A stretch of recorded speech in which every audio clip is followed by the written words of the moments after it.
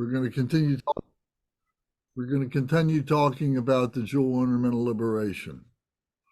So we'll get back to that, and we need to do our opening prayers. So, Matthew, would you like to do the opening prayers? Give you a little bit more practice with the Tibetan. Sure. The altruistic motivation. All mother sentient beings, especially those enemies who hate me, obstructors who harm me, and those who create obstacles on my path to liberation and omniscience, may they experience happiness, be separated from suffering, and swiftly I will establish them in the state of unsurpassed, perfect, complete, and precious Buddhahood. All mother sentient beings, especially those enemies who hate me, obstructors who harm me, and those who create obstacles on my path to liberation and omniscience, may they experience happiness, be separated from suffering, and swiftly I will establish them in the state of unsurpassed, perfect, complete, and precious Buddhahood. Dagla dangwa je pe dra no pa je pe ge. Darpa dang tam shakin pe ba du cho pa je pa tam shaki so je pe. Manam kadang nyam pe sim chin tam she de wa dang den. Dug now dang drel nor du la na me pa yang dang par zog pe shang shu rimpo she to par ja. Action Bodhicitta prayer. Thus, until I achieve enlightenment, I perform virtuous deeds with body, speech, and mind.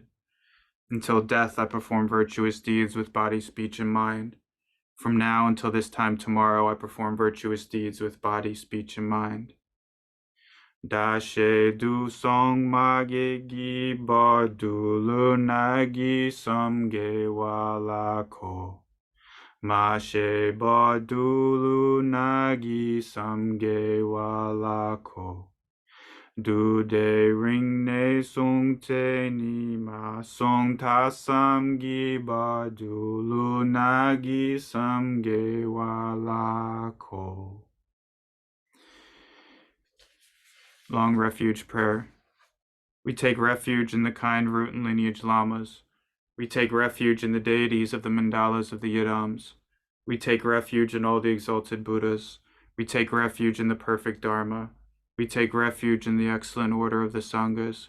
We take refuge in all the noble Dakas, Dakinis, and Dharma guardians, possessors of the eye of wisdom.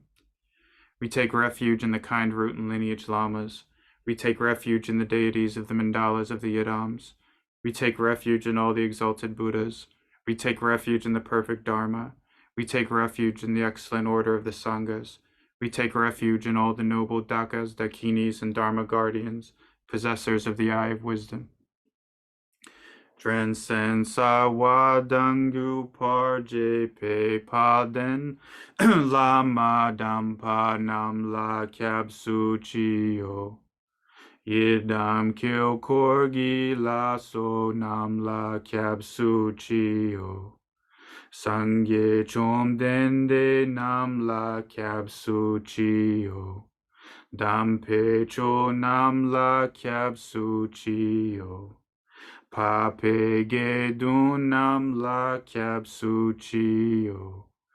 Pa wo ka dro cho kong mi song me song ye she gi chin dang den ba nam la kyab su chi yo. Taking the Bodhisattva vow. Until I attain the heart of enlightenment, I take refuge in all the Buddhas. I take refuge in the Dharma and likewise in the assembly of the Bodhisattvas.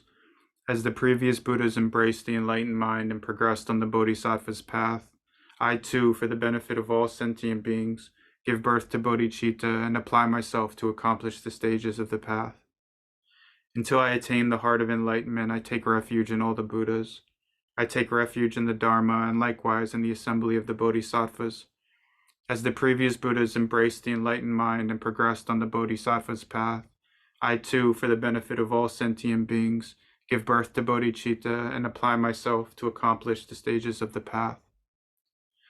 Shangshu Ningpor Jiki Bar Sangye Namla Kyabsuchi Chodang Shangshu Senpai Songlang Deshin Kyabsuchi Shitar Nongi Desheki Shangshu Tugni Ki Padang Shangshu Sempe La Pala De Dai Rimshin Ne Patar De Shindro La Pendondu Shangshu Semni Kegijing De Shinduni La Pala Rimpa Shindu La Pargio. Short refuge prayer.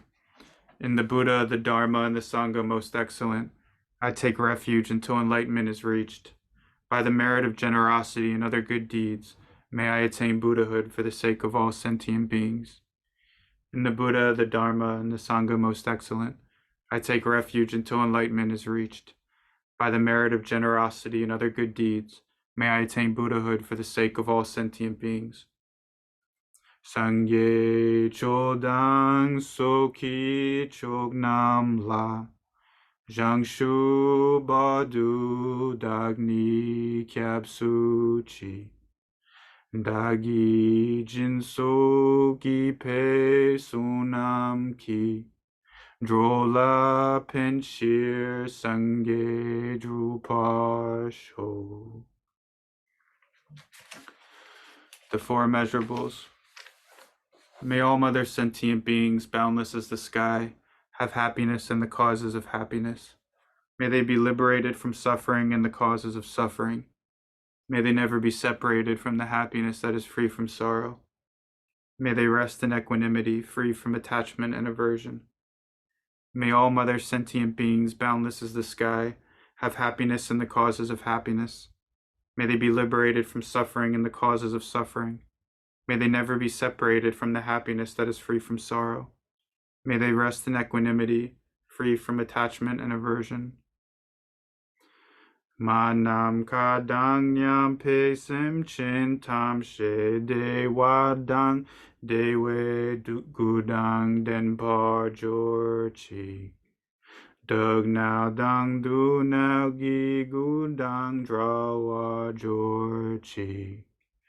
Dug now me pe de wadang mi drawa jorchi.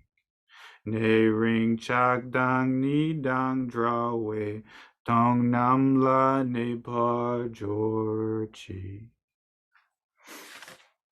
The Vajrasattva as well, Lance. Om Vajrasattva Samaya, help to protect my vow to purify myself. May you remain firm with me, grant me the complete satisfaction, grow with me, be loving towards me, grant me the attainments to master the powers beyond body and nature. Show me all the deeds of body, speech, and mind. Make my mind, heart good, virtuous, and auspicious. Revel in the bliss of the four joys, O Blessed One, who embodies the essence within me. Do not abandon me. Grant me the realizations of the indestructible nature. Make me one with you. Thus I signify my unity with non-duality. Ah. Om Vajrasattva Samaya Manupalaya Vajrasattva Tenopatista Dredo Me Bhava Sutokayo Me Bhava Supokayo Me Bhava Anuraktu Me Bhava Sarva Siddhi Me Prayatsa Sarva Karma Susami Sitan Shriya Kuru Hom Ha Ha Ha Ha Ho Bhagavan Sarva Tathagata Vajra Mame Munsa Bhajri Bhava Mahasamaya Samaya Sattva. Om Vajrasattva Samaya Manupalaya. Vajrasattva Teno Patishta Drido Me Bhava. Sutokayo Me Bhava. Supokayo Me Bhava. Anurakto Me Bhava. Sarva Siddhi Me Prayatsa. Sarva Karma Susami. Sitan Shriya Kuru Hum. Ha ha ha ha ho Bhagavan. Sarva Tathagata Vajramami Munsa Bajri Bhava Maha Samaya Sarva.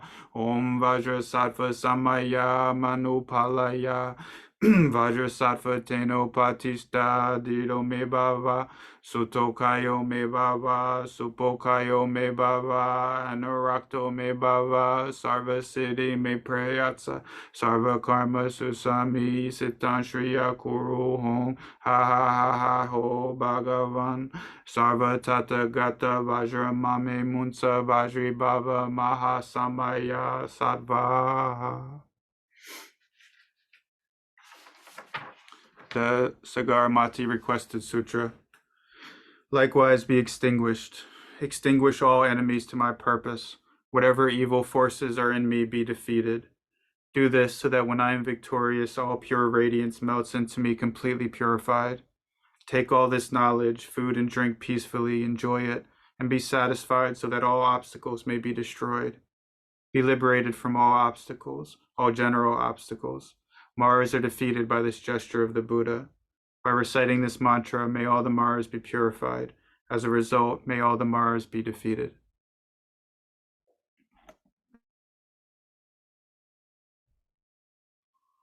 Very good. Thank you very much. Does anybody have any questions or comments about the opening prayers or anything else that we have talked about, or something that maybe you want to talk about that we haven't talked about? Hey Matt, your pronunciation is so good. It's come along. Thanks, sir. That's very good. Okay, so we're going back to the Jewel Ornament of Liberation. So those of you that have the outline book on the Jewel Ornament of Liberation, we're on chapter 10. So chapter 10 is the antidote, the remedy for not knowing the method of practice. How do we practice? What is the method? How do we attain Buddhahood? So this is part of the antidote to knowing the method of practice for achieving Buddhahood. So this method is training in the Aspiration Bodhicitta. So before we can do anything, before we can have an action, we need to have some kind of an aspiration. We need to have a desire. We need to have an intention and so on. So this will help us to identify what that aspiration, what those aspirations are, so that we can continue and go into our action, our actual practices and so on. So we're talking about training Aspiration Bodhicitta. So if you're following this outline, it says training Aspiration Bodhicitta. It says not losing bodhicitta, not forsaking sentient beings from one's heart, not forsaking sentient beings from one's heart, so that we always have this motivation, we always have this intention, we're always thinking about other beings.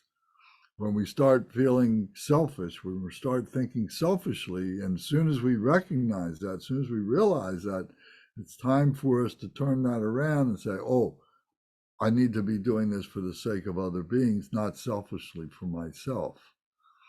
So the bodhicitta we've been talking about these past number of weeks, and it's on the YouTube if you missed it. It's the chapter that came before this chapter, chapter 9. We went into a fair amount of depth of talking about bodhicitta. So now we're talking about not losing it and helping other beings to attain that. So it says, a bodhisattva who possesses one quality holds all the excellent qualities of the Buddhas. What is that one quality? It is the quality, it is the mind which does not forsake anyone's from one's heart. So the best way, the way that we communicate our bodhicitta is through our heart center. So we talk about this is our little mind, this is the big mind. This mind is focused on mundane, small things. It's also focused on the emotions, the causes for the blockages of the big mind.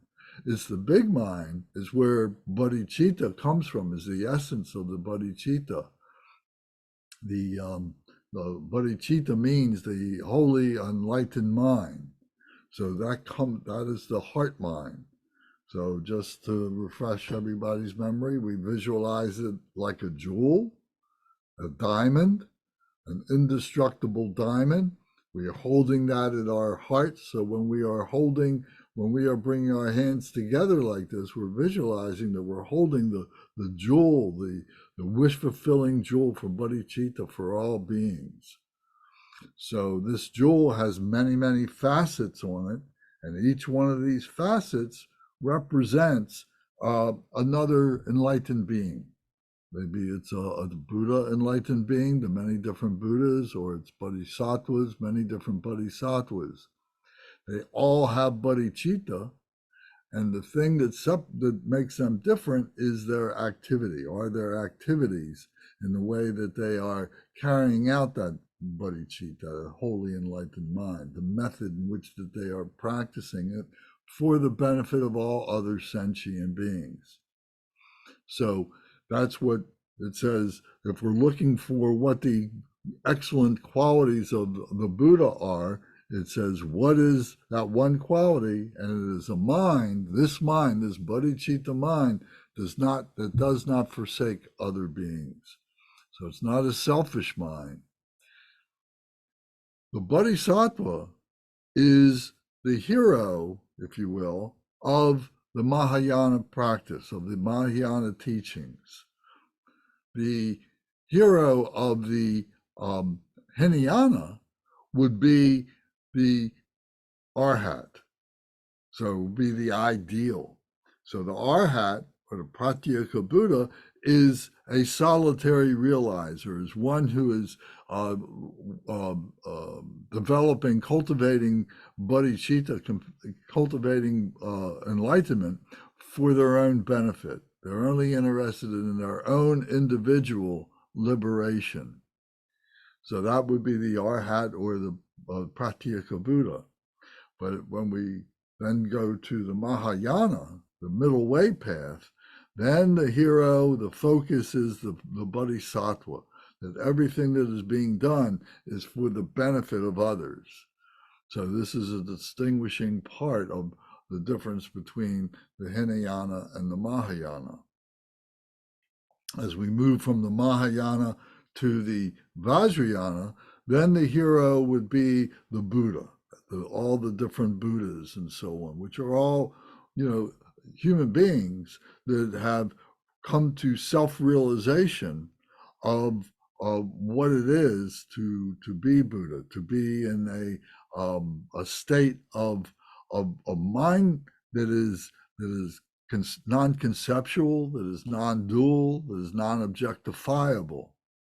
So we're talking about in the Mahayana sense that it is an intellectual process that we're going through to develop the aspirations, to develop the actions, to be mindful of all other beings and so on. So this is where our work is as ordinary human beings who are on the path. When we attain the fruition of that path, then we can say we have attained Buddhahood, and that takes many, many, many lifetimes, a great deal of work, etc., to be able to do that. And once that is done, then all this becomes just a reflection of that Buddha nature, a reflection of that Buddha nature, like the sun shining. It's just sending out light to all beings all at the same time. So in the Mahayana, we're developing all the process to be able to attain that effortlessness. So, um, so this next statement here says that bodhicitta does not weaken. So we're talking about training the aspiration of bodhicitta. The first was not losing bodhicitta. Now the second one says bodhicitta does not weaken. So it says recollecting the beneficial effects of bodhicitta. Benefit like the seed of Buddhas for oneself, benefit of protection for others, the benefit of cutting off unfavorable conditions, victorious like a spear, benefits of establishing favorable conditions like a wish-fulfilling jewel. So, as we've said many times, each one of these statements becomes a meditation all by itself. If we are entering into a practice on a daily basis and that we have come to a point where we're meditating on bodhicitta, what is bodhicitta? How do I live bodhicitta? How do I do this? We can use these pages, we can use this outline, we can use the Jewel Ornament of Liberation, and each one of these lines, each one of these phrases and so on are packed with meaning. And to really experience that, we need to be able to meditate upon that, to allow ourselves to do that, not just read it through and think, oh, I got that, but to really fathom the depths of what this is talking about. So here is just a guide for us to help us to do that, to keep our mindfulness on this. But the encouragement is to be able to do this, to read this, to be able to contemplate this while in your state of contemplation, which leads to meditation.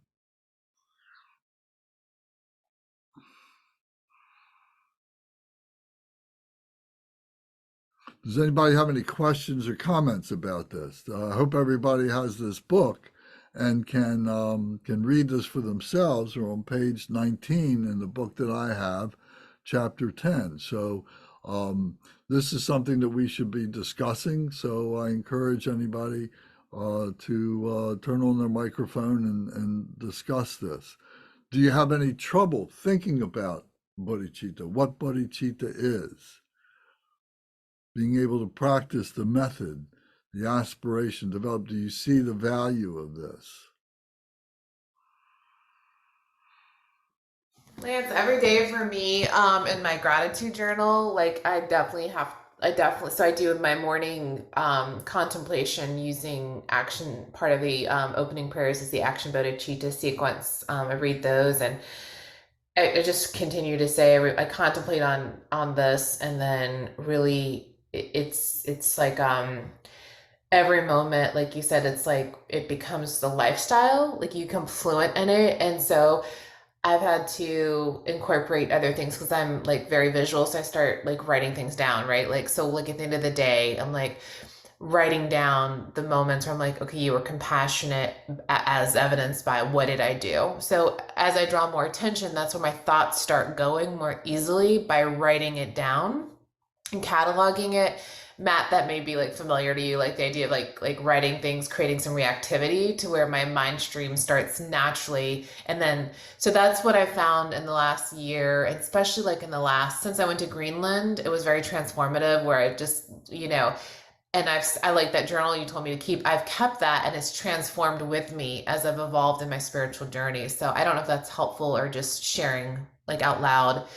But that's one way I've extended it in a practical way as Action Bodhicitta, where it's just a living journal of gratitude every day, and then writing it down at the end of each day, like what the moments I caught where I would have been harsher a year ago. That's really great. Thank you very much. That's good for everybody to hear that that you've taken up this method of being able to do this. And there's many different methods, and this keeping a journal is an excellent way to do that, because you can go back and you can see your growth. You can see how things have changed for yourself and so on, and you can ask yourself questions, and you can put forth the answers, and then maybe you come back in another 6 months or something and look back at those questions and answers, and you can say, wow, how they have become who I am now. I understand them much more. Sometimes we find that what we thought was to be true, now maybe there's another level. We've hit another level of what that answer might be to a particular question that we posed for ourselves. So that's really good. Thank you very much. Lance, I think you're exactly right. And anyone who's struggling, like I know we're recording this, I feel like that was so like as a tool and method, writing it down like was hugely informative because you can see the changes in your thoughts. Like you can record it. And I think that's such good wisdom that you shared. And some people may not want to keep a journal, but maybe some people are poets. They like to write poetry or songs or something like that, or they put it into their artwork. Maybe they're visual artists in whatever form they take with that, and see those as living expressions of their progress along the path. So it doesn't have to be a journal. It could be one of these other forms of method of kind of developing your aspiration and expressing yourself on that path. That sounds like a really powerful method practice. I used to do something similar, but I haven't done that kind of thing in a long time. And another thing it is making me think with you saying that and working on developing bodhicitta too is like in cognitive behavioral therapy that we'll use in therapy obviously is one of the most widely used forms of therapy where they talk about the connection between one's thoughts, behaviors, and emotions. And there's a lot of emphasis placed on like changing the way we're thinking and how that affects how we feel and what we do. But that one of the most powerful ways actually in my experience to be changing one's views of oneself and the world and how they're thinking is through the behavior. So through doing new behaviors begin to start to have different kinds of thinking patterns and different emotions and things. Where I'm going with it is that I think and building off what you're saying is by training ourselves to go out and do things for people and engage and put into action these things that I think that in addition to just trying to within ourselves cultivate it, I think that can also have a feedback loop as well, where that it I don't know, makes it more real for us, cements it into our mind, makes it more and more salient, and then also with having like the positive experiences that come for it, it creates a pull in the brain to be getting more of that experience, and then can kind of snowball. So that is kind of inspiring me to take a bit more of that approach, and maybe in the way you're talking about.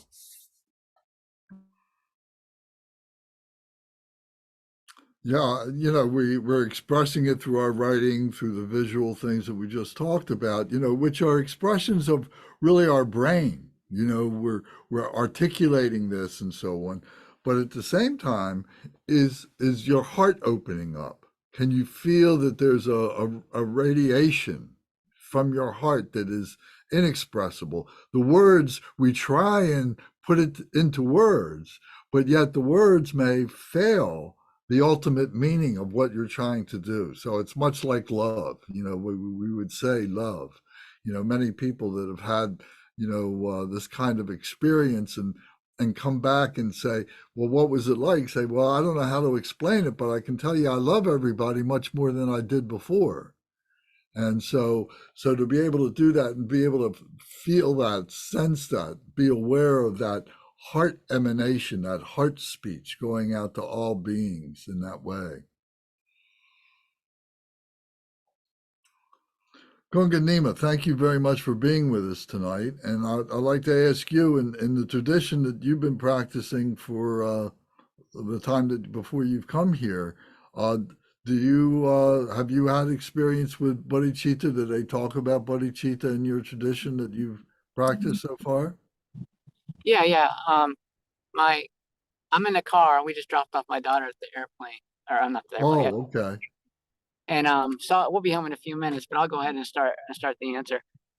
We actually have at the temple, we do have a class we call the Bodhisattva training, in which we study the way of the Bodhisattva, a translation by Pema Chodron. And we talk a lot about that, about how you can bring those feelings of caring for and helping others into your everyday life, and just how can you make that a practice. My day job is a hospice social worker, so it's part of, lucky for me, it's part of my day job. Uh, so it just, but I can still always bring those ideas maybe into a little bit deeper, more conscious level into my job. Um, so I think that, those are some of the things that we do. Well, that's really good. Wonderful. Thank you. I didn't know that you were doing social work, and that's really great. How long have you been doing that? 16 years. Wow, well, that's really something that you've been able to maintain your balance for that long. Well, it's funny. I love my job. I've never had any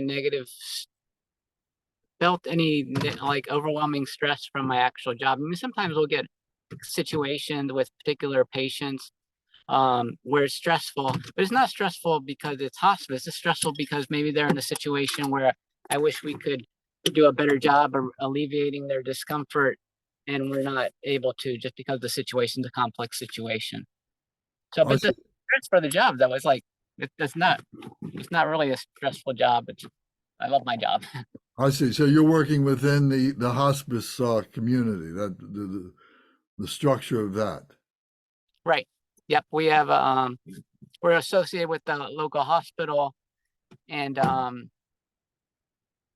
we basically I see people in their home, or I have a lot of people in different nursing homes and assisted living, and just work as part of an interdisciplinary team. So some people may not be familiar with hospice. We're kind of showing out the term.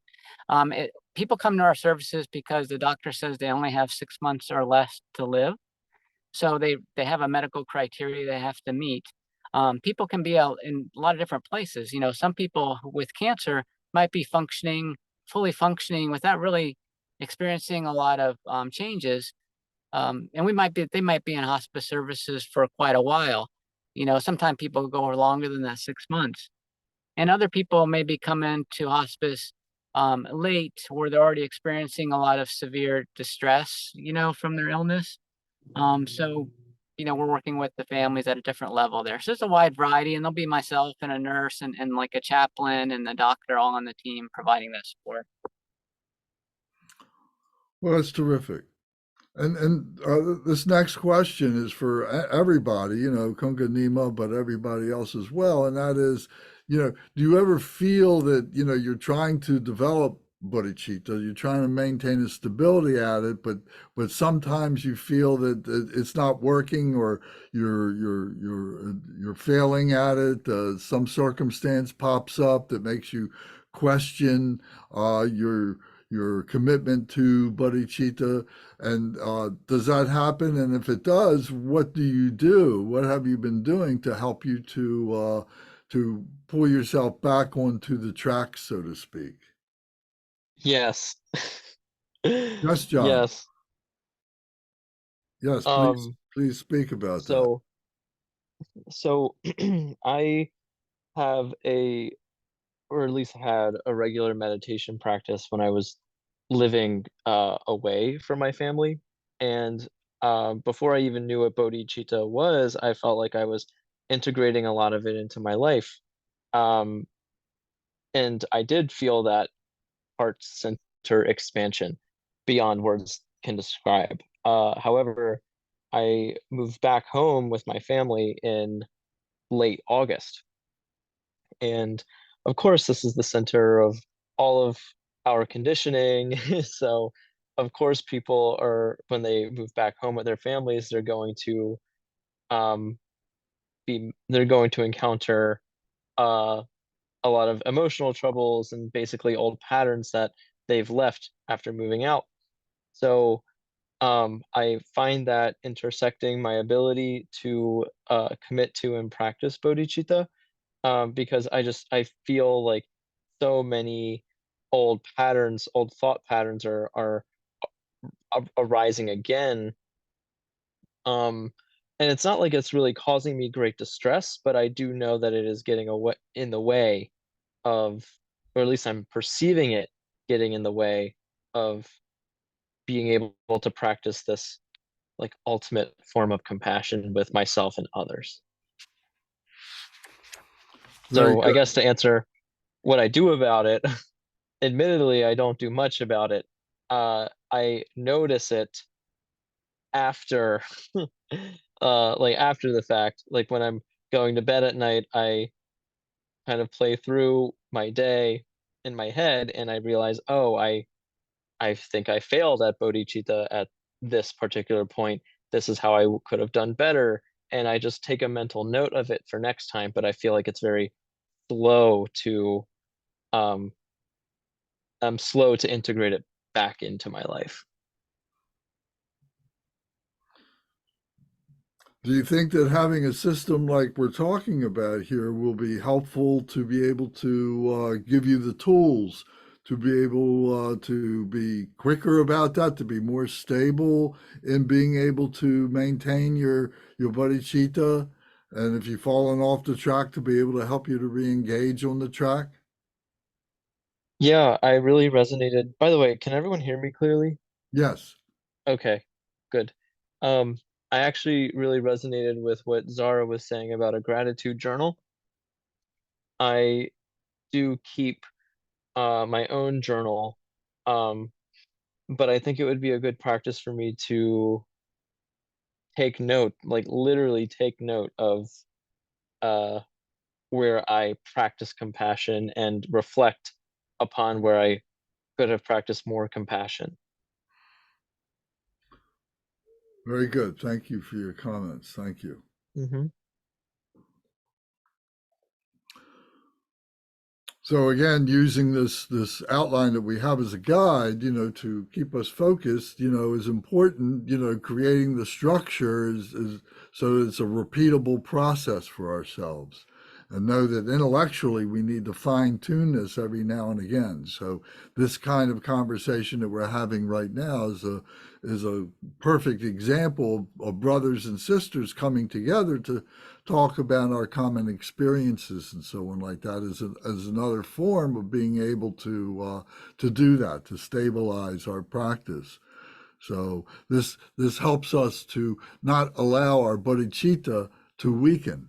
If we're just among others who know nothing about bodhicitta and we're acting alone all by ourselves in this midst, we might start getting a little tired and so on like that. So these conversations with like-minded people is very, very helpful to keep us strong. So that brings me to the next point here is number 3. It says increasing the strength of bodhicitta. How do we increase the strength of that? Not just relying on what we've been talking about, the aspiration, not losing it and not concentrating on how we weaken it, but how do we strengthen it? So here it says very simply, gathering the 2 accumulations. So throughout all the texts and all the practices and everything, there's a reference many, many, many, many times to the 2 accumulations. So what are the 2 accumulations? The 2 accumulations are identified right here. One is the accumulation of merit, and the other is the accumulation of primordial wisdom. Primordial wisdom, that wisdom that has to be experienced and can't be articulated, but it needs to be experienced through our meditation, through our practices, and so on. So the merit are the activities of that wisdom. And they're identified when we talked about the 10 virtues and the 10 non-virtues. So in this booklet, if you've got this booklet to remind you, if you go to page 9, and at the bottom, it's talking about karma and its result. And here it's talking, and this section at the bottom of the page, it says the characteristics, and it's speaking about the 10 non-virtues and the 10 virtues. So the 10 virtues are listed here as protecting the lives of others, practicing great generosity, maintaining moral ethics, speaking truth, harmonizing those who are unfriendly, speaking peacefully and politely, speaking meaningfully, practicing unattachment, practicing loving kindness, and engaging in the perfect meaning.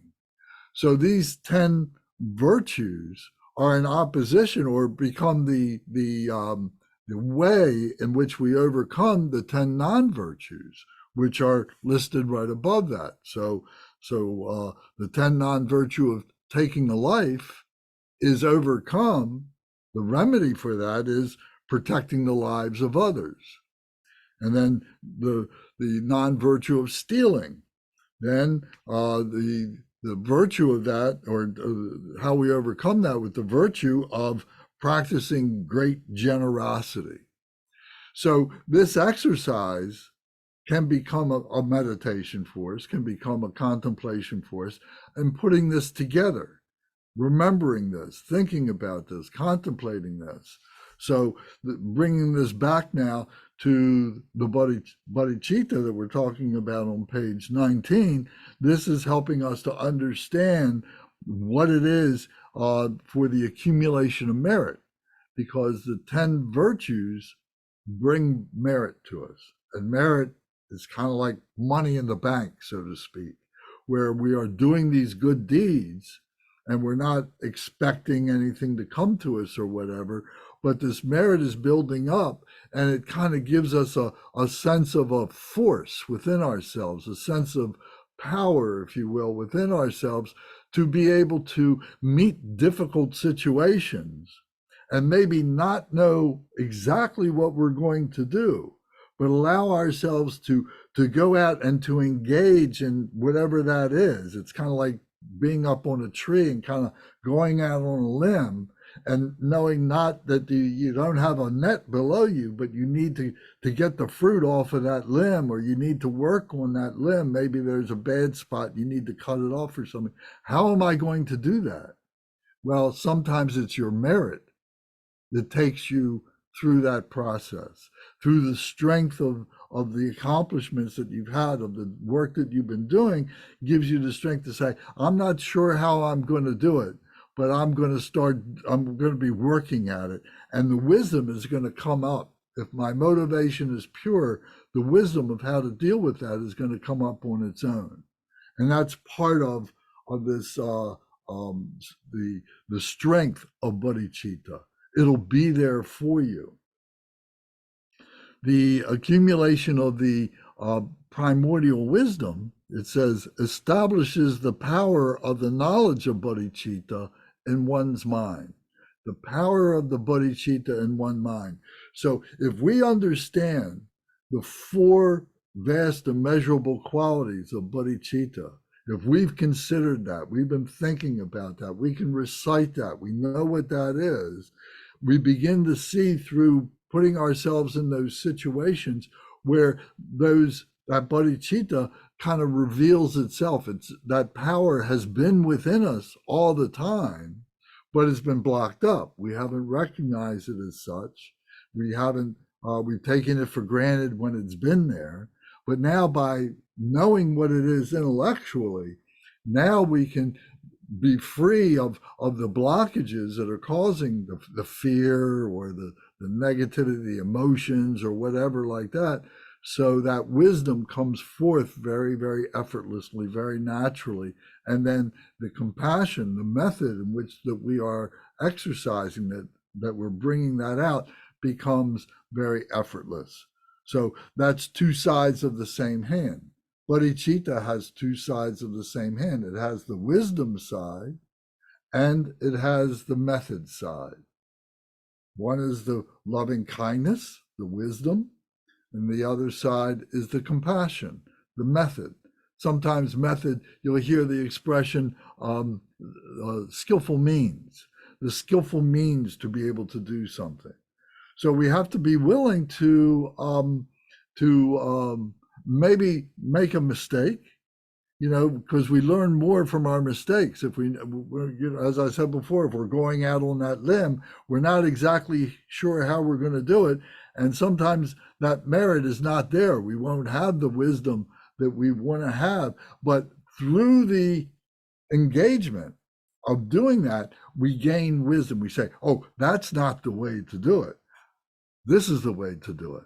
We sometimes have two choices. So we try one choice, maybe it didn't work out the way we wanted it to.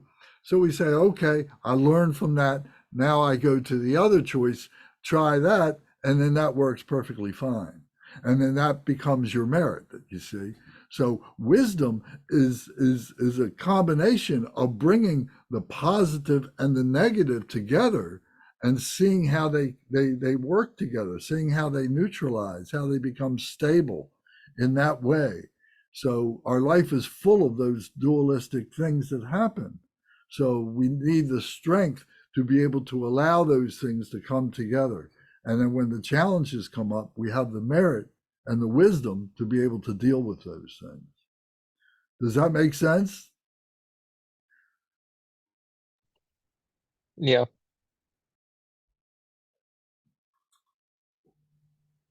Yes, Konganima.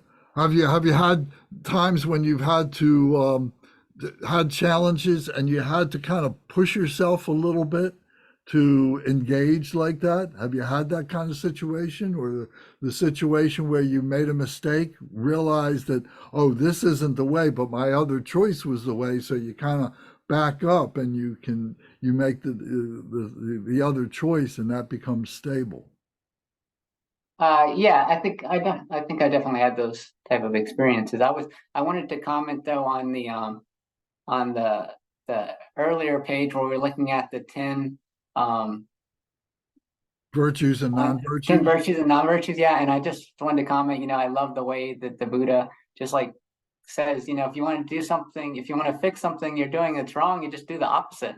It's so easy, right? If you're greedy, then just be generous. If you hate, just love. It's like you don't, it's not like a complicated thing to figure out. Just do the opposite of the unskillful one, and then you'll be good. So I like that immediacy. We don't have to sit there and think about, oh, well, how do I overcome all this hate I have for this person? Well, you just got to figure out a way to love them. It's like, it makes it sound simpler than it is, I'm sure. But I was thinking, yeah, I've had patients who've kind of fired me as their social worker, right? I've done something unthinking, in their meeting, and then I'll try and figure out what it was that didn't mesh, and see if I can do that differently. A lot of times it's just maybe pushing people to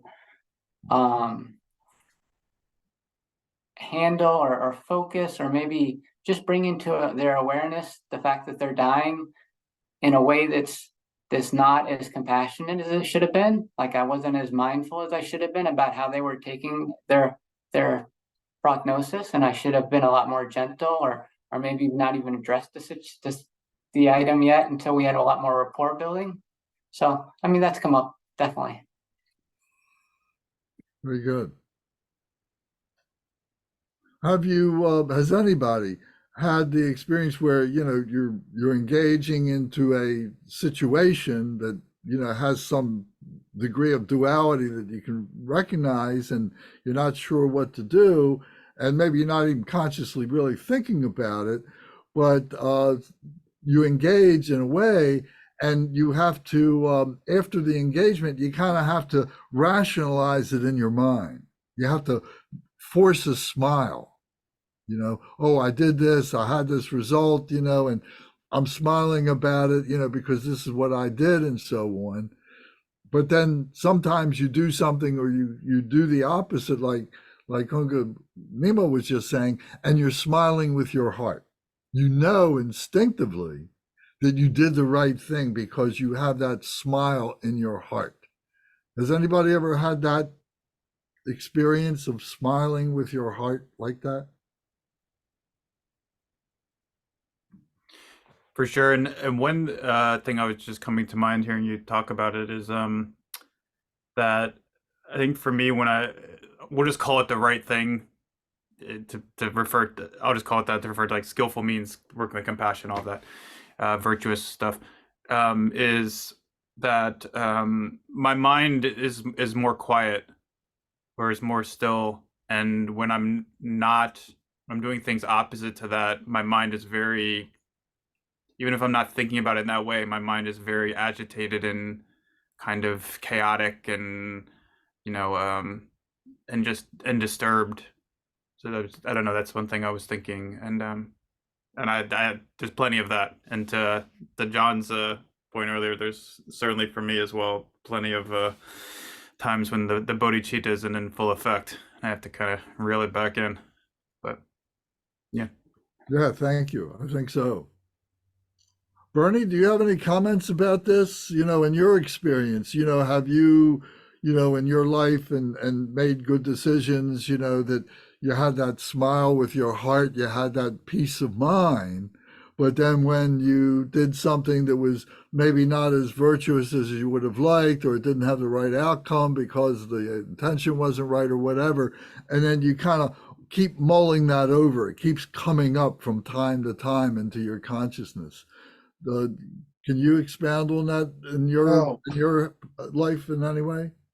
I'm very neurotic. I'm always second guessing whatever I do, whether it's good or bad. I'm always I'm always full of doubts about my actions. Now, obviously, yeah, when I know I've done something wrong, I feel bad about it.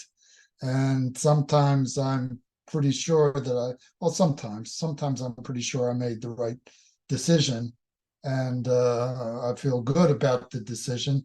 Generally, this is in cases where I've done something that goes against the conventional wisdom, but I know in my heart that I did the right thing. So I guess there's a certain amount of smugness in that too. But yeah, but a lot of times I'm not sure whether I did the right thing or not. So that's my neurosis.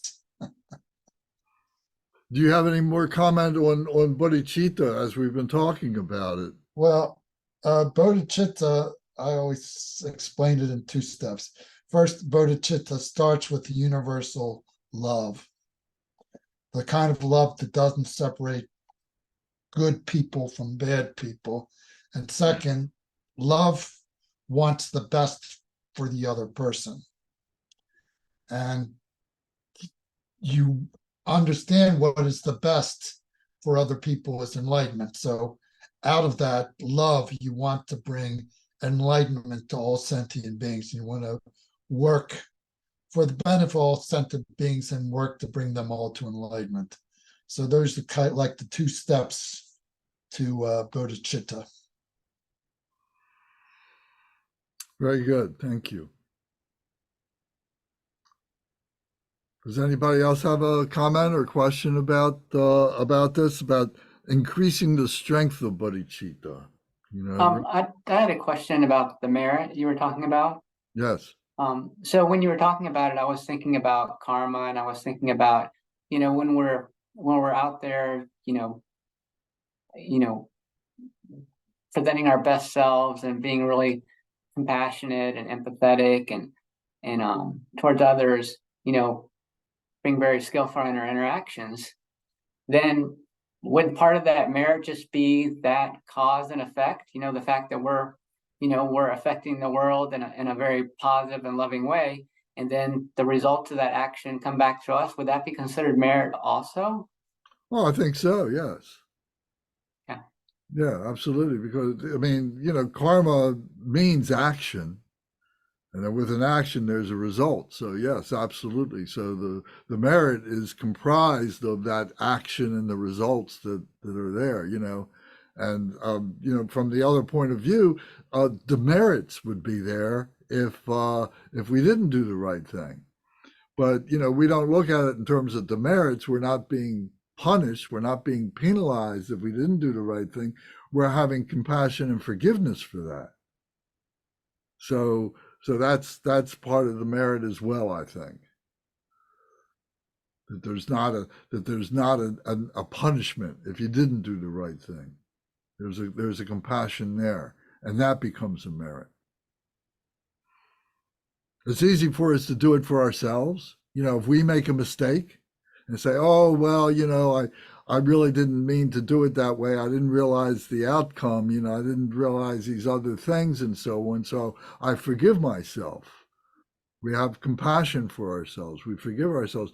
But if somebody else is doing it, we might want to, treat them a little stronger. We might have some bad feelings about them, or say, oh, they really didn't do a good job at that, and we should hang them out to dry for that, rather than forgiving them, letting them go, and giving them the space to be able to correct themselves. Maybe it's something that we say to them to help them correct themselves, or maybe it's just our heart emanation that we're sending them, that compassion that we're sending from our heart to them to help them. Maybe it's just a smile or something like that. I think, Lance, for me at least, and in my work as a therapist, I think pretty pervasive in the culture, that well, I'll just speak for myself. I actually, in the opposite.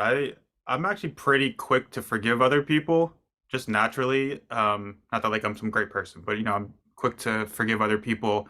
But it's much harder for me to do that to myself, actually, or to even give people the benefit of the doubt or compassion in a way that's usually much harder to do for myself. And I think that's something that's very common in our culture, in a way that I don't think was traditionally in some of the cultural context that the Dharma was coming from. I think that's something that, in my view, as the Dharma is moving to the West, quote unquote West, modern Western cultures, that I feel like would eventually need to be much more like emphasized in ways that maybe weren't as needed in other contexts, of like the compassion towards oneself. This, like, a lot of my life, it's not as quite as much anymore, but a lot of this like self-hatred and self-loathing in ways that I would never feel towards other people, for the most part. Yeah, well, that's a very good observation on your part, because yes, we can miss the picture that this is really our experience, and we're suffering from this. We don't recognize our suffering, or we're enjoying the suffering. Maybe it's something like that. I'm not a psychologist to go deep into this, but I will quote or paraphrase, one of the great songwriter poets who said something like, all this love has been meant for you.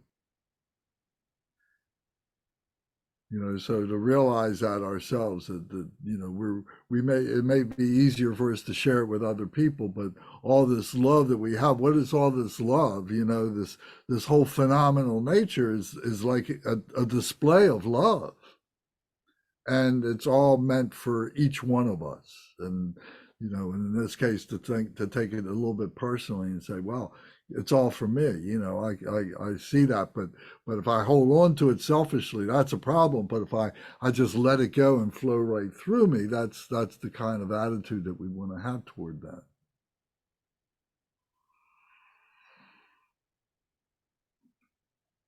Oh, I wanted to add to that. I heard a Dharma talk not recently, about a couple weeks ago, about self-care and the Dharma, and they were saying there's nothing in Buddhism about self-care until like the 20th century. It's like they didn't have those problems with self-hate in ancient India, or at least they didn't write about them in the Dharma. Like he was a Tibetan scholar. He was talking about it. And he said there's just nothing in there. It's not something they talked about. So it wasn't. He felt like it wasn't really a problem in those cultures like it is in our culture. Well, that's interesting. I'll have to think about that. That's interesting. One of the things that I've discovered, and we can talk about this. One of the things that I've discovered, it's amazing to me how the situations that we have here, we find that they're not new situations. That they're situations that people had 2,600 years ago or 1,000 years ago, and the wisdom that was expressed 1,000 years ago or 2,600 years ago, and has been passed down from one generation to the next, only means that people really haven't learned that lesson, and maybe that's part of the human condition. But there's nothing new under the sun, whether it's the good stuff or the bad stuff. So maybe they just didn't have a way of expressing it.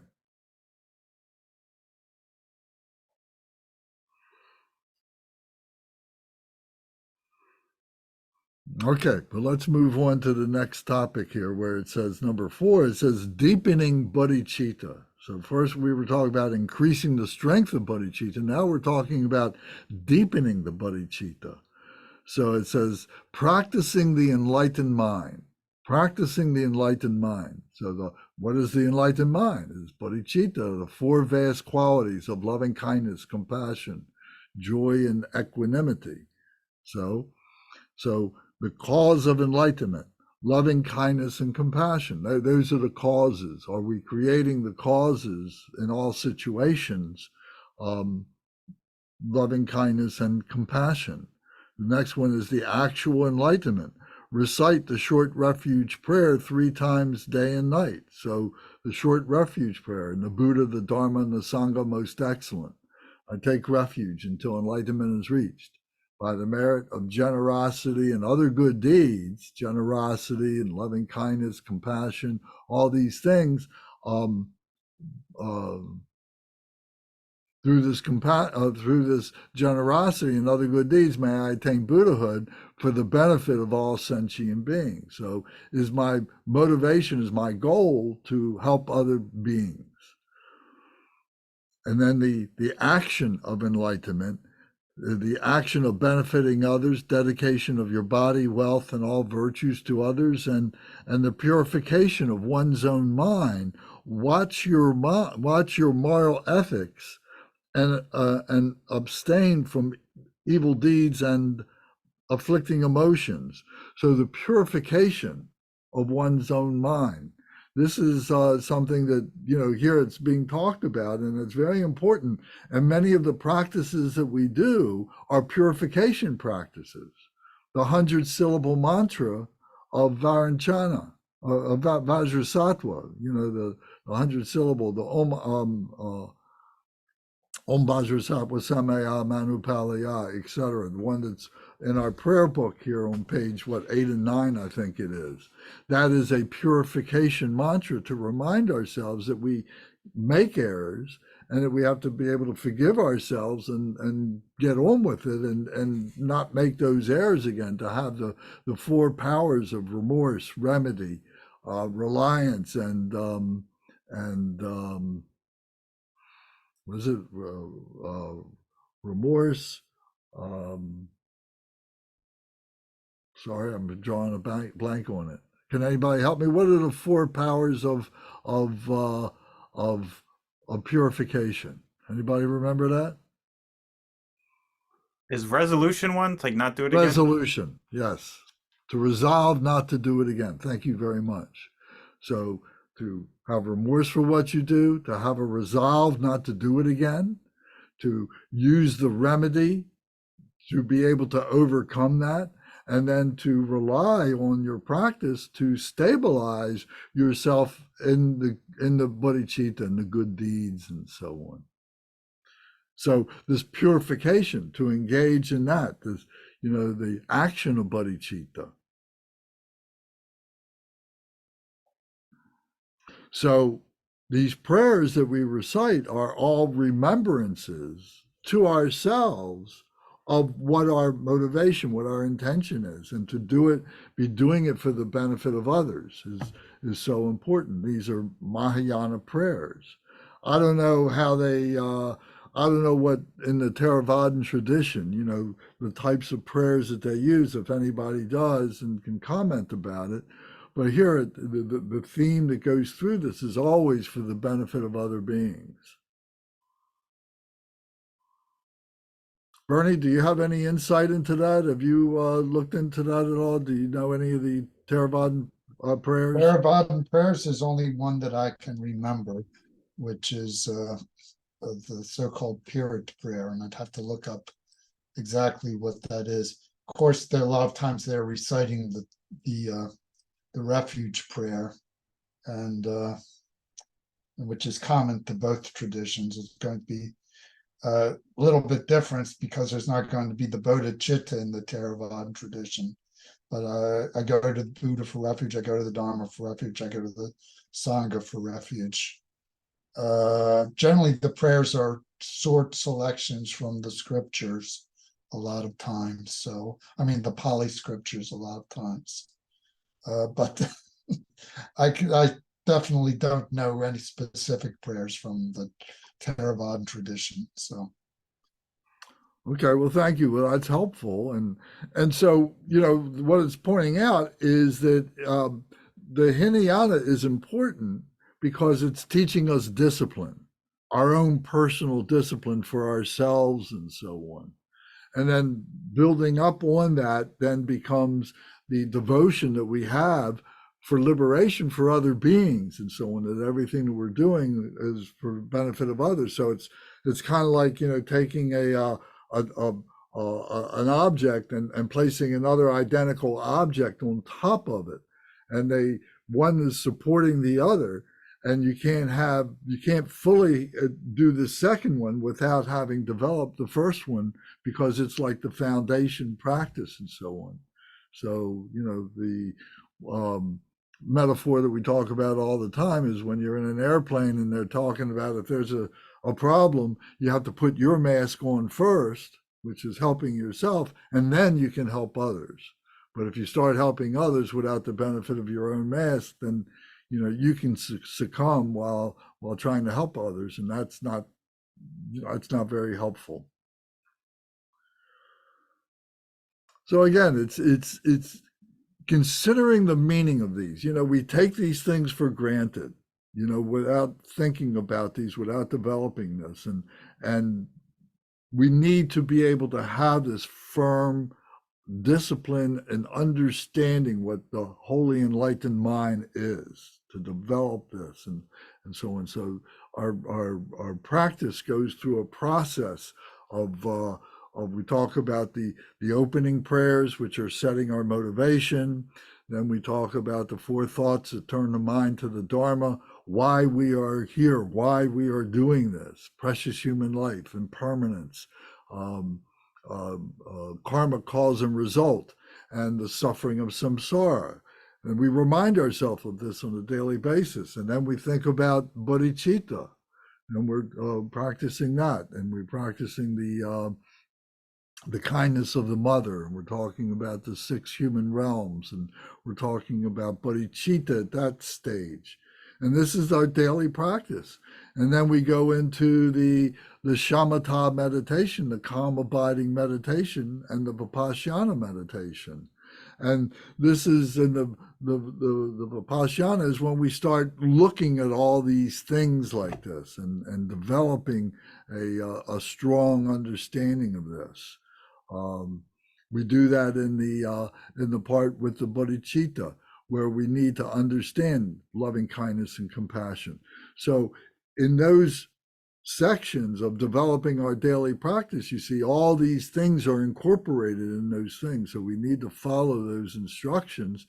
And then after a time, we begin to do them very naturally, very effortlessly. We may not be saying, oh, I'm doing this right now, but we're just kind of flowing right through it. So, but if called upon, because with our own behavior, with our own situation, we say, oh, I didn't do something right. I need to reconstruct how to get to this peace of mind that I want. And I say, oh, I may have forgotten this, or I overlooked this. I need to work on this a little bit more, or something like that. So having the structure is very, very, very important. Has anybody can speak to that? This is something that we've talked about over and over again, the structure of the daily practice. Has anybody seen the power of that? Can anybody speak to that? Every morning like clockwork, y'all. Every morning at 5:30, I'm sitting out there, whether I want to or not, and I just do it. That's what you mean, right, Lance? Well, do you have a routine that you are following? Yeah, every morning I thank God for putting my soul back in my body, my mouth, oral, all that stuff, and then go right outside with my app that you had us download 5 years ago, and I do it. It's just 12, 13 minutes. Yeah. Yep, everything. Yeah, 15 minutes and then into meditation. I'm meditating by no later than 6 a.m. It's non-negotiable. So it works, huh? Yeah, I mean, it was painful the first 2 years. Like I fought it. Like I'm like, I want to go watch the movie, or like I'm like, I want to go work on the report. And then now I just do it like brushing my teeth. You just got to do it. And then it's like, oh, I'm doing it. Like you said, I'm doing it now. I'm just doing it. And I don't fight it anymore. Very good. Thank you. Anybody else have an experience with that, with the structure? Yeah. Oh, Go ahead, John. Kunga, go ahead, please. yeah. So my structures, I usually sit in the mornings first thing. That works well for me. I find my mind's a lot quieter, first thing in the morning. I usually do some preliminary some lojong in the beginning, just like how remind myself how lucky I am to have this human life, how lucky I am to be able to practice without physical or mental afflictions, how impermanent this life is, how my experiences can be clouded. Just as I do I think I have five phrases that I'll say like 3 times each. I just have them memorized, and I'll just have that in my head. And then I'll usually do metta practice for myself and my family, and then just for all beings. And then after I do that practice, and I left this out, but usually I'll do prostrations and to the Buddha, Dharma, and Sangha to start out, and then we have a refuge prayer at the temple that I use, and then I'll just do sitting, and I do different sitting practices. The whole sitting process would be about an hour, but right now I'm just doing some Shambhala, which I learned when I first got into Buddhism. It's just kind of breathing out and just breathing out and letting yourself go, and just pausing and not really paying attention to the in-breath, and just breathing out again, and just kind of doing that the whole time. I mean, I've done other things. I've done Tonglen practices, and I've done more kind of just kind of open awareness practice, or more just being focused on your in, your out breath. But I find that I just do my meditation in the day, in the morning, and then throughout the day, I'll have different recitations, different things that I've memorized, that like on my way to work, when I'm driving from house to house, I'll do these different recitations. When I'm walking the dog, I'll do different recitations. I think you talked about this, how important it is to have those prayers memorized, so you can just call them forth and use them to kind of inspire you throughout the day. And then the end of the day, I usually have a journal, and I have some other readings and things I'm studying that I work on in the evenings before bed. And then I have like bedtime recitations, that I just do at night, as I'm falling asleep, or if I wake up in the middle of the night and I can't sleep, and stuff like that. Thank you. Very good. Thank you for sharing that. Thank you. John, you wanted to say something before? Yeah, just really quick. So I have my daily centering practice, which helps me a lot. But in terms of incorporating structure, especially the kind that I've been present for, that we've all talked about, I'm feeling the importance of it in my gut, if that makes sense. Like I feel its necessity arising within me. So that's just an inner direction for me to take, to pursue this structure. And I've started just saying something like the 100 syllable purification mantra in my car while driving. Like I just did it today, and it helps me maintain a more altruistic motivation for any kind of spiritual practice that I'm engaging in, and it's not just selfish, and it instills like such a bigger meaning to this that's like way outside of my own relationship to myself, the world, bodhicitta, etc. Well, terrific. That's really good. Thank you. Would anybody else like to comment on how structure is working for them, or how the lack of creating a structure for yourself and how's that working for you? All right. So I can speak about that. Okay. I mean, when I visited you last week, we kind of touched on it. But in the past, I did not have any structure at all. Like I just kind of did what I thought was best according to the vibe of the day or of the moment. And as well as that worked for me, I knew that it wasn't very sustainable. And you had mentioned this when I visited you, that when there are challenges that arise, um, usually when you don't have structure, when you don't have that foundation, the first thing to go is the spirituality. And that's definitely what I noticed when I had to move back with my parents per se. Like that would I was I guess enduring the suffering of change and that really was the first thing to go. It just was dropped immediately. And now I'm in the process of recollecting it and developing that foundation so that it doesn't happen again, if that makes sense. I think so. Yes. Thank you very Yeah, much. Yes. thanks. Yeah, because the spirituality is very subtle. Yeah, it permeates everything we do, but it's our awareness of it that is easily overcomes it, because the mental, wants to find more enjoyment, and maybe the enjoyment comes from being psychotic or not psychotic, excuse me, but being neurotic. It likes the difficulties that we go through and it identifies with that rather than trying to overcome those things and to become a balanced person, to become a holy person or whatever, So the spirituality is very easily overcome. And, but yet it's there all the time. It never goes away. It's indestructible. That's why we talk about this indestructible wisdom that we have within ourselves, but it's so subtle. And when we quiet our physical body down, when we quiet down our intellectual body, then what's revealed, what is allowed to come up, because there's no obscuration, there's no blockage, comes up this indestructible wisdom. So it's a matter of settling things down, the ordinary human being part of things, and allow the extraordinary part to come up. So it's always there.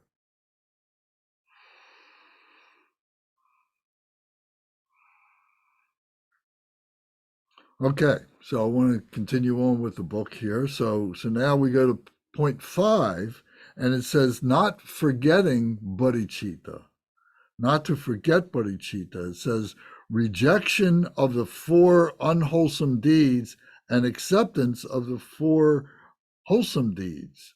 So to explain this, we need to understand what they are. The 4 unwholesome deeds are deceiving the Lama or others worthy of worship. And the next one is inappropriate cause of remorse in others. Then through aversion, saying improper words against the bodhisattva, or deceitfulness against sentient beings.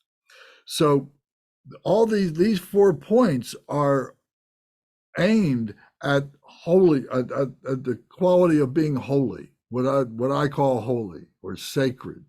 That there's this kind of preciousness about the spirituality that is being expressed in each one of these points. Deceiving the Lama, who would be a spiritual guide, spiritual teacher, the inappropriate cause of remorse in others, to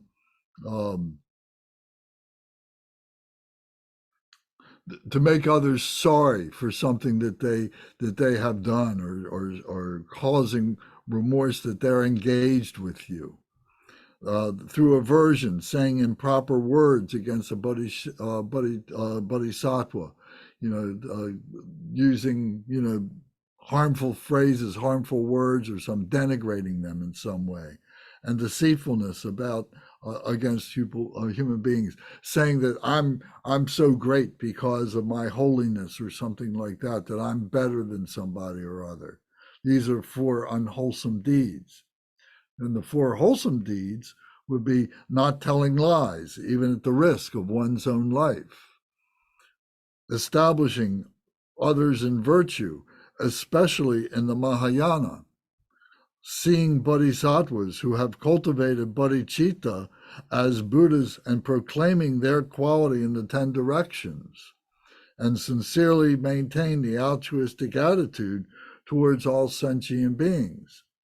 So this is taking the bodhicitta and really putting it to work and being able to be an amplifier for it, to not only take it in, to not only be able to allow it to come up, but be able to focus it in these ways, not telling lies, to be very conscious of what it is to tell a lie, even at the risk of one's life, establishing others in virtue, especially the Mahayana, that I have an obligation, I have a responsibility to, at the very least, send a heart vibration from my heart to their heart. But if I can say some words, if I can help them, if I can point something out to them without offending them, without making them feel bad, then that's a good thing to be able to do.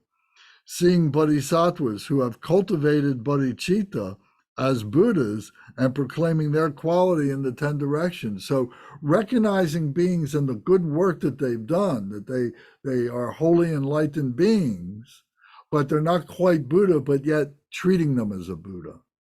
So you can take that to a next step and thinking, well, I see the Buddha nature in all beings, even those who are doing terrible things.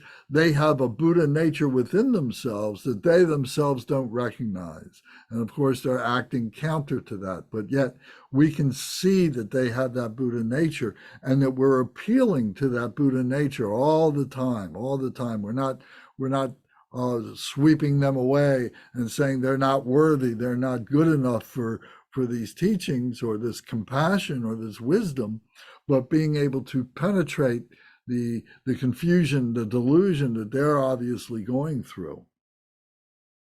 And then sincerely maintain the altruistic attitude towards all beings, the altruistic attitude to always be doing for others, to always showing them brotherly, sisterly love, brother, sisterly compassion, bodhicitta for all beings through our altruistic motivation, that we will give up things, we will sacrifice things that we might enjoy for the benefit of others. But then we find that that enjoyment becomes greater than that which we may have thought that we were sacrificing. And there's an opportunity to get that which we may have sacrificed later on. So we never lose anything. It's all here all the time anyway. It's just a matter of saying, well, it may not be time for this, but maybe the time is tomorrow or next week or next lifetime, whatever. But to always be motivated by helping other beings, the altruistic motivation. So this is not forgetting the bodhicitta. So it's engaging in the bodhicitta. It's letting the bodhicitta do the work. Sometimes, sometimes I would get kind of feeling stale or I'm not being fresh with the approach of being able to talk about these things.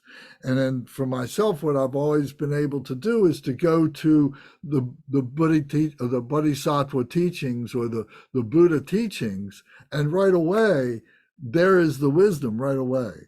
And all that I'm doing is just kind of letting it flow through. Any teacher is just letting it flow through them. So to rely on them for their wisdom, for their accomplishments and so on, and let that flow through you, because that's what we're doing. We're aligning ourselves. We're tuning into that radio station that we've talked about. And then the freshness, then the organic of it comes through, the truth of it, the positive nature just comes right through when you tune into it like that. So this is not forgetting the bodhicitta. Anybody have any comments about that? How inspirational is bodhicitta? Now, I know this might be, you're saying, well, Lance, you're asking this another way than the way that you said this before, but the point is to engage in the conversation, get yourself intellectually engaged thinking about these things. And then these help you to understand yourself and help you to understand other beings and to help you help other beings to understand themselves by finding the words, by finding the way to put this together. It's a process. It's an intellectual process and so on. So that's why engaging in this kind of discussion is so very important.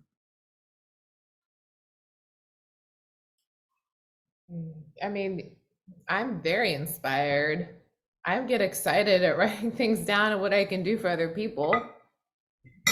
Like in a good way. Like I'm like literally like I have like, everybody, not just my family and friends, like you said, like smiling at people. Everyone gets a smile from me if you're within 10 feet of me.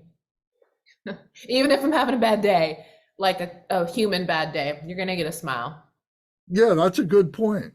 You Yeah. may be having a bad day, but then you're out walking and you see somebody and you bring a smile, and then that smile stays with you after they've passed, You say, man, was I being grumpy? Man, was I being unhappy or something? That happens to me. I understand that. Yeah, I get excited. I mean, I love it. I mean, like, Lance, you know a little bit about my background, but like, I'm very blessed conventionally with financial, like, just like what other people were saying. I have like my intellect. I'm business savvy, and I now have an understanding. I have a spiritual responsibility to share forth my good fortune responsibly, and that has been a transformation for me in the last since joining our group, where I see it actually as a blessing and a privilege. Well, very good. Thank you very much. Kunga, I see you turned on. Kunga, do you prefer to be called Kunga or Nima? Oh, the whole thing is my Dharma name. But people usually just go with Kunga. They don't usually do the full thing. So that's fine. Kunga's fine. Okay.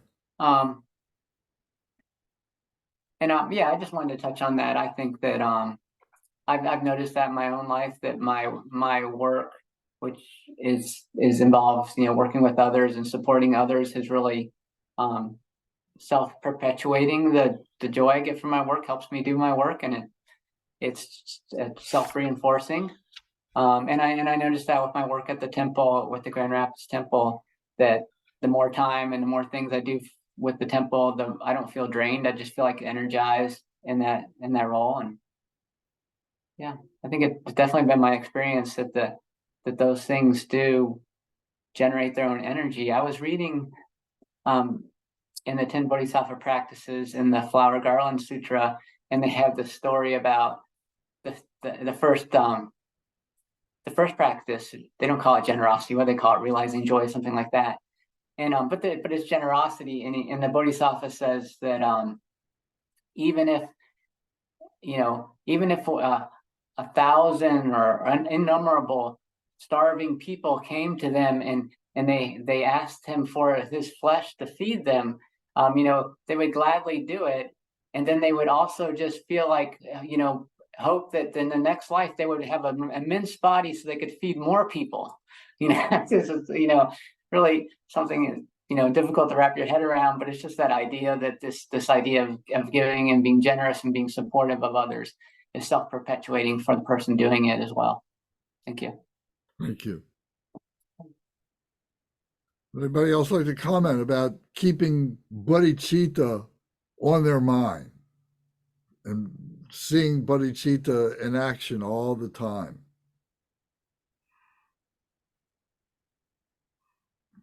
For me, something in terms of the keeping it on the mind, and then also with the rest of the keeping the Dharma on my mind, even more generally than that, is the attending of the groups is a big part of it for me. And I really appreciate everyone else being here as well. And of course, in addition to Lance, you teaching us, but that social piece of it and taking the time out to do it is actually a really big part of it that makes it I don't know, more real for me, or is bringing it to my mind much more often. So that's one thing. And then another thing it was making me think too. I mean, there's the inspiration, and then also kind of like what the Dalai Lama also refers to as like enlightened self-interest, I think is what he calls it, where the even if just wanting to be happy in any given day or just in general for oneself, that doing things for other people is actually going to make us more happy paradoxically anyway. And even like within the realm of psychology, the an over focus on oneself is a they call it like a transdiagnostic factor, you know, or feature of a lot of different mental health disorders. There's an over focus on oneself, like with depression or anxiety, things like that too. So I don't know, another thought that came to mind, kind of random, but Very good. Yeah. So the fellowship is a huge part, you know, engaging in these kinds of conversations and so on. And yeah, you know, I think it's great. And that's what we've tried to encourage here is the conversation. You know, we can go to a lot of different teachings and they're just straight ahead lectures. And sometimes that's, you know, perfectly natural, something that we need to have. But I think having these conversations is equally as important. And sometimes just hearing ourselves speak is a good method of developing wisdom by sometimes understanding what it is we don't know, or to allow the merit to come up and say, wow, I never expressed it, I never thought of it that way. But sometimes, you know, you speak words of wisdom from yourself when you are, you know, in that zone, so to speak. You know, it's like the sports people, you know, who do these incredible things, you know, while they're playing their sport because they're just in the moment and they're just doing it. And you can be in the moment with the spirituality with no interruptions or anything, no distractions, and just the pure wisdom of it all comes out.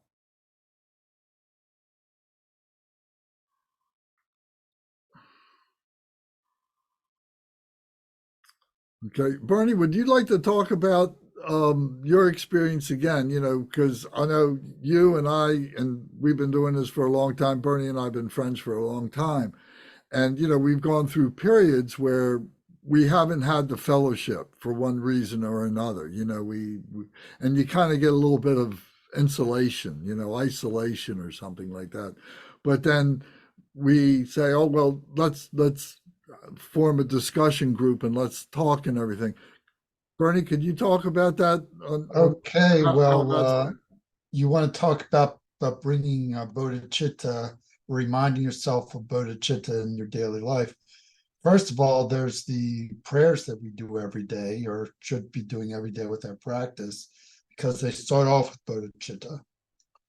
And second of all, there's the practice itself. If you're doing the deity yoga practice, the first thing you do is you radiate light to all the world, and that's sort of that's supposed to be the representation of bodhicitta and to all sentient beings, and then that light returns to you in the form of the Buddha as either in front of you or you become the Buddha in the practice.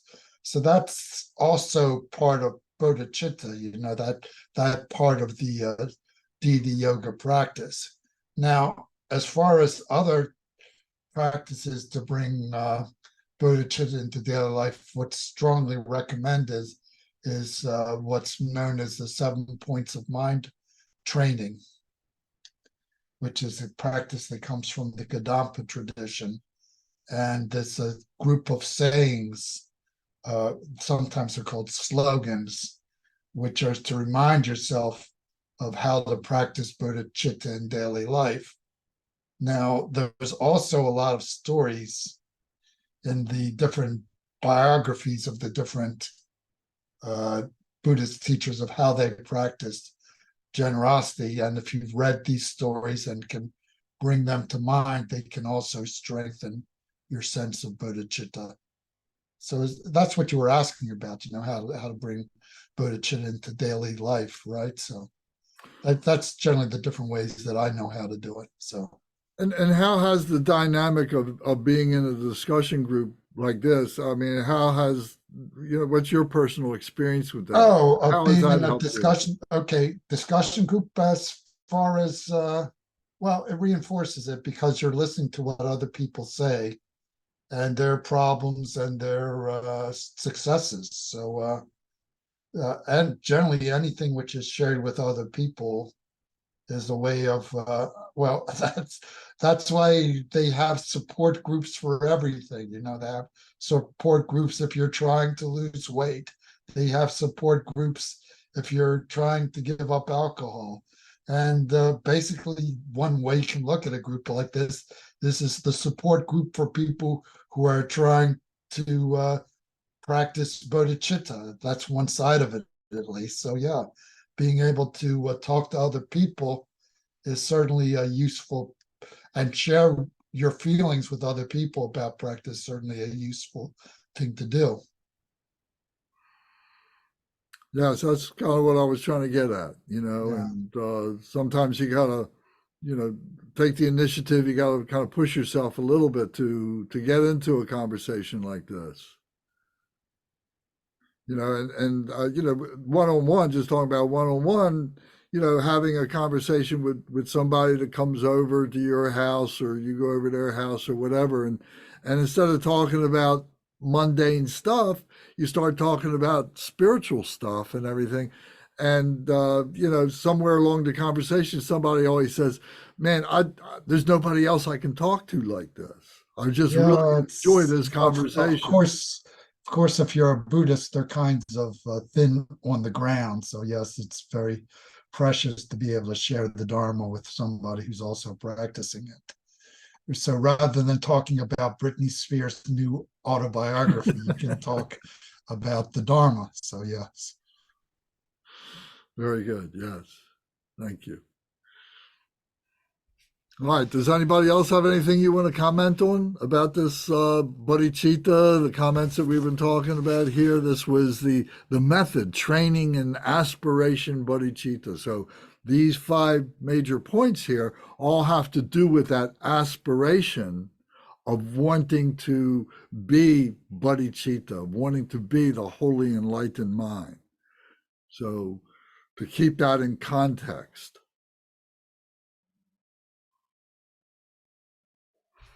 Okay. So these next few pages here in the book, if you've got this outline book, and John, I'm sorry, when you were here the other day, did I give you a copy of this or did I forget to give it to you? I suppose you forgot, but that is okay because I do have the actual book Oh, you got the Jewel in front Ornament of now. me. Okay. Yeah, yeah. So I don't have the summary, but I do have a source. Oh, well, very good. Well, next time I see you, I will give you a copy of this outline summary, which is very helpful, which what we're talking about. But the book is the best thing, no question about that. So, but these next pages here in this outline book are are just some things to kind of look at and consider. There's a little bit of a glossary here about deity yoga. What is deity yoga?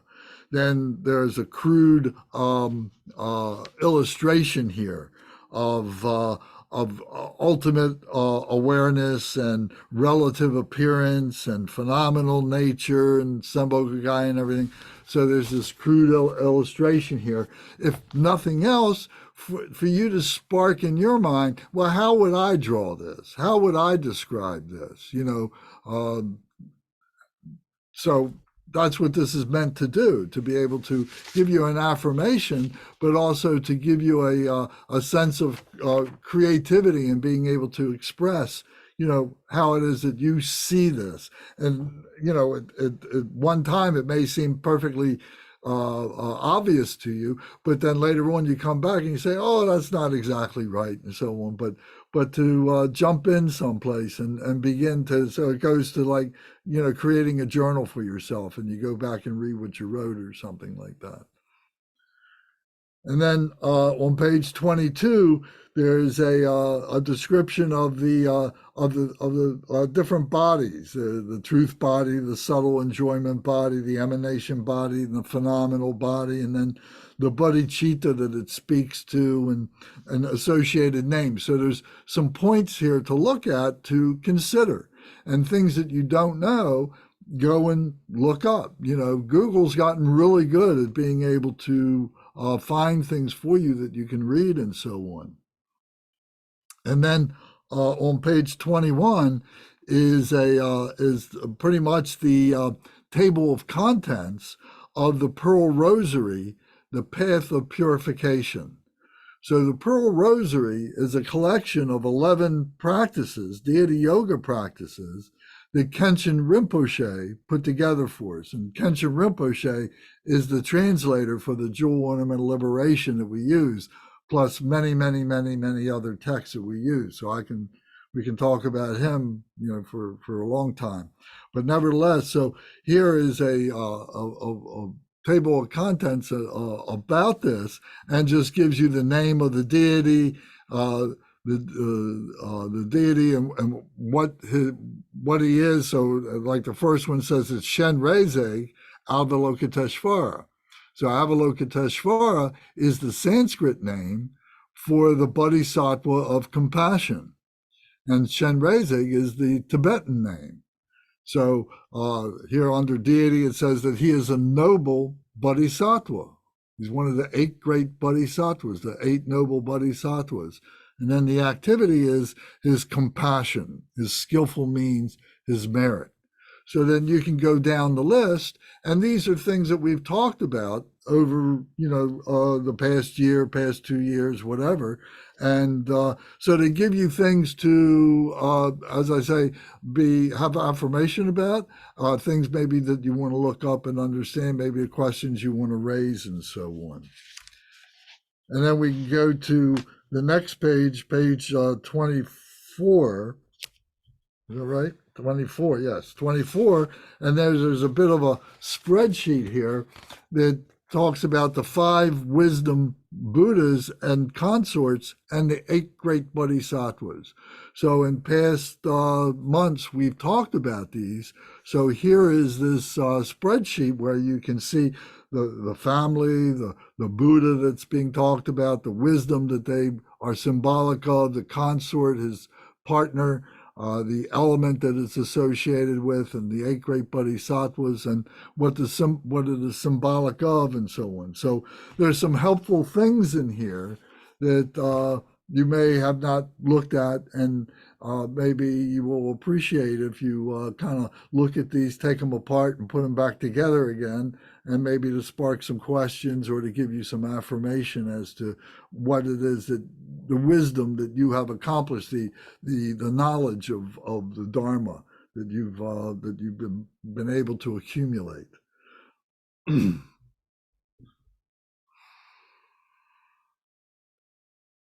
Okay. Any other questions or comments about any of this? I hope this is helpful.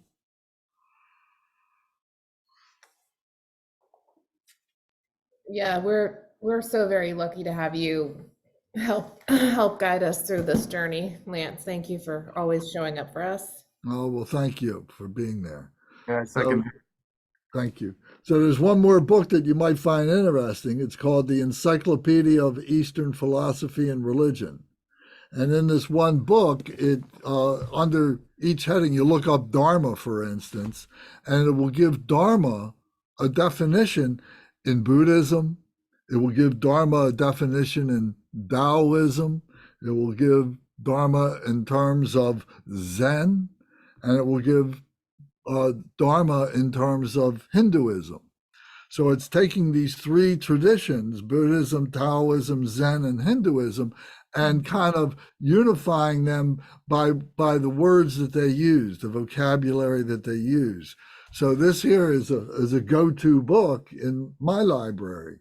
There's a new something, and I've learned many things here, and it's the kind of thing that you can spend hours looking up something, because it will give you a word in the definition that has another listing here in this book. So it takes you to another page to learn about something else, and then that takes you to something else. So this is, I consider it to be an indispensable learning tool, guide, reference book, and being able to understand the Dharma. So I recommend that to you very much.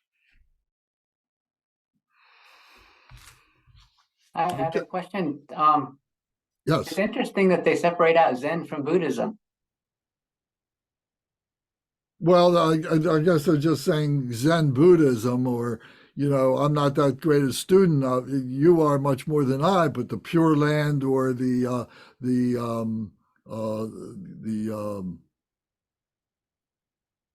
other ways, the middle path, the middle way path being explained in terms of Zen. Because Zen, forgive me if I'm wrong, but doesn't it have, kind of its own vocabulary?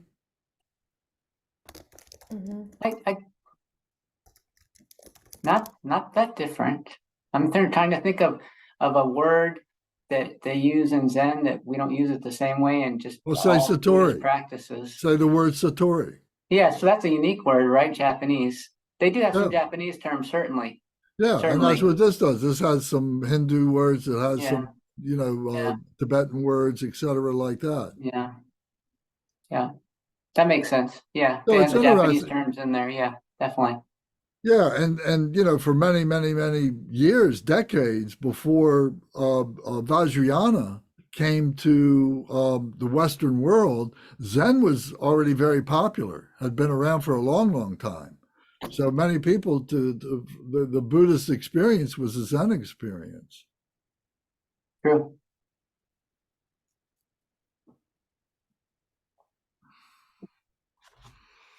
At some, this is probably not the night for it, but at some point, maybe you've already shared this in the past to people who've been with you for a long time, but I'd be interested in knowing how you, Lance, and Bernie, what your background is with Buddhism. Okay, that'd be great. Yeah, next time we can talk about that. I'll make that a note. What I did want to talk about next time was I wanted to concentrate a conversation on emptiness. So we've had a few people. Zara has mentioned that before, and Matt has mentioned that before. So what I'm going to do, there is a very good chapter in Learning Buddhism by Khenpo Samduk that has emptiness very well articulated in that. So I want to use that as a guide. So I'm going to send a PDF of that chapter to everybody so you can read ahead on that, and then we can discuss it next week and maybe the next following week or two. And to start that conversation off, Bernie and I can give a brief, description of our experience, what we've been doing, and so on like that. That'd be fine. And Congo, maybe you would also honor us with a little bit of description of your work, what you've been doing. Because Congo's been around for a little while, and he's been practicing and exploring the Vajrayana. So that's these are things that bring us together. So it's all great. Okay. Any other wishes or comments or anything you'd like to talk about? Right. So tonight's Monday. So I just remind everybody we will do Medicine Buddha practice on Thursday night, but then Sunday we will continue with our Buddhism 201, our Buddha practice 201 as we've been doing it. And but if I encourage everybody to go to Drinking Dharma Surya to their website and get the log on, or I can give you the one that they sent to me, and you can join them on Zoom, or you can go to the center and you can enjoy it in person. But the monks there are the Saramay monks from southern India, from the Saramay monastery, and they are going to be constructing a very big, it's about almost 5 feet square mandala, sand mandala. So to watch them do that on Tuesday, Wednesday, Thursday, Friday, they'll finish. And then They will be doing practices and prayers and so on Saturday and Sunday, and then they will do the dissolution of the sand mandala. And when they do that, they will give you a little package of the sand so you can, it has many blessings in there, and you will be able to put that onto your altar, and it becomes a feature of the blessings of the practice of Medicine Buddha. So I encourage people to do that. Thank you, Lance. You're welcome, John. Thank you. So now we'll do our dedication, unless anybody else has a comment. So Matthew is the Umze this evening. So will you do the dedication prayers that you choose, starting on page 18, 19 in the prayer book?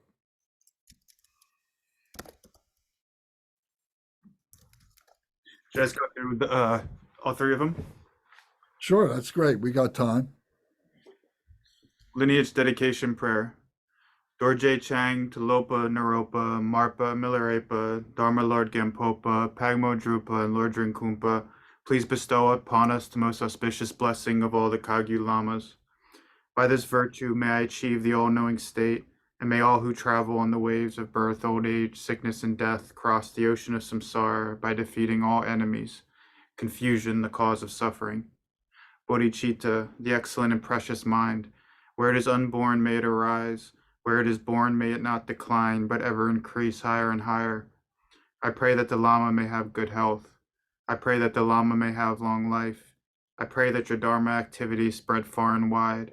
I pray that I may not be separated from you. As Manjushri the warrior realized the ultimate state, and as did Samantabhadra, I will follow in their path and fully dedicate all the merit for all sentient beings.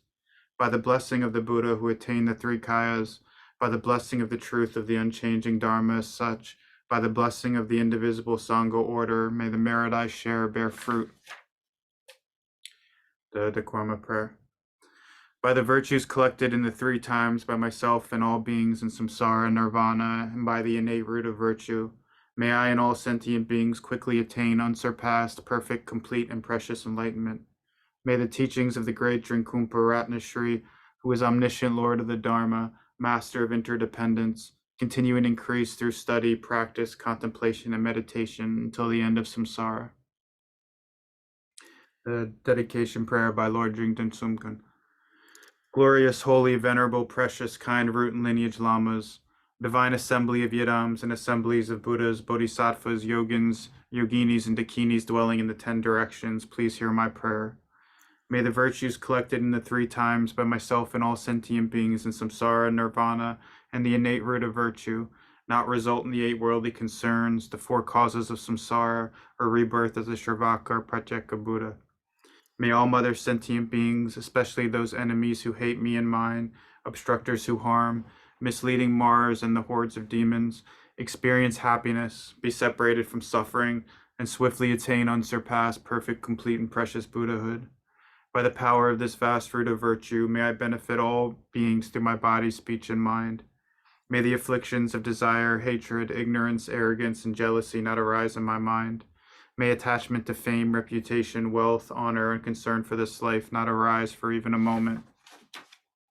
May my mind stream be moistened by loving kindness, compassion, and bodhicitta, and through that may I become a spiritual master with good qualities equal to the infinity of space. May I gain the supreme attainment of Mahamudra in this very life. May the torment of suffering not arise even at the time of my death. May I not die with negative thoughts. May I not die confused by wrong view. May I not experience an untimely death. May I die joyfully and happily in the great luminosity of the mind as such and the pervading clarity of Dharmata. May I, in any case, gain the supreme attainment of Mahamudra at the time of death or in the bardo. Om, Ah, Om. Om, Ah, Om. Om, Ah, Om. May my body, speech, and mind become inseparable from the body, speech, and mind of all the enlightened ones for the benefit of all sentient beings. Thank you all very much. Have a great week. Thanks, Lance. Bye, everyone. Anybody? Right. Bye. Thank you. All right, Jerry, bye-bye. Thank everybody on YouTube. Thank Thank you, you. you too. Okay, bye-bye.